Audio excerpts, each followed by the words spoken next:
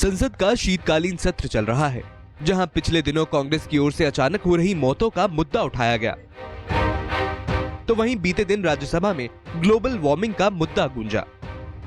Global warming पर चर्चा के दौरान रामगोपाल यादव ने पेट्रोल और डीजल की इस्तेमाल का मुद्दा भी उठाया और बढ़ते पेट्रोल डीजल के दामों को इकोनॉमी के लिए खतरा भी बताया। You will have to do make rationing for it, क्योंकि सारा तो हमारी इकोनॉमी खत्म हो ही जा रही है इस पेट्रोल और डीजल की वजह से। इंपोर्ट करते करते इतने बड़े पैमाने पे पैसा विदेशों में जा रहा है और अनावश्यक रूप से खर्च हो रहा है। यही नहीं, बढ़ते ग्लोबल वार्मिंग के खतरे पर चिंता जाहिर करते हुए समाजवादी पार्टी सांसद ने आगे अपने बयान में पेट्रोल पर पाबंदी की बात भी कही। रामगोपाल यादव का कहना था कि किसी न किसी सरकार को ये तय करना होगा कि एक दिन ईंधन का कितना इस्तेमाल हो सके, भले ही इससे चुनाव में नुकसान का खतरा होगा, पर देश हित में ऐसा करना ही पड़ेगा। घर से 100 मीटर दूर भी जाएगा तो बिना गाड़ी में बैठे नहीं जा सकता, ये स्थिति हो गई। एक एक घर में 10-10 गाड़ियां खड़ी हुई हैं।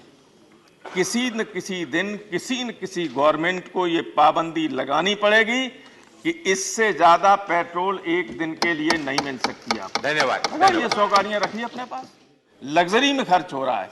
ये सारे कोशिशें करनी पड़ेंगी, प्रयास करना पड़ेगा और किसी न किसी को ये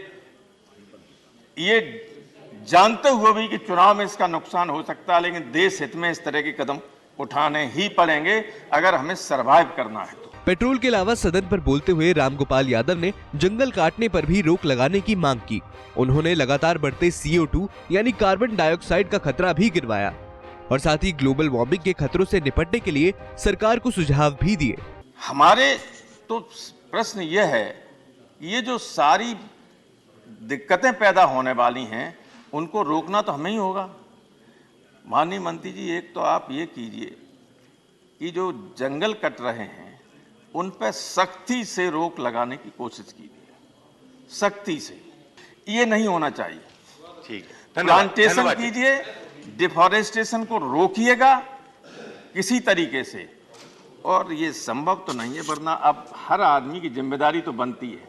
उधर बीते दिन संसद का 7वां दिन था, जहां राज्यसभा में जलवायु परिवर्तन और ग्लोबल वार्मिंग का मुद्दा उठा, तो वहीं लोकसभा में संविधान आदेश विधेयक पर चर्चा की गई और बिल को पास कर दिया गया।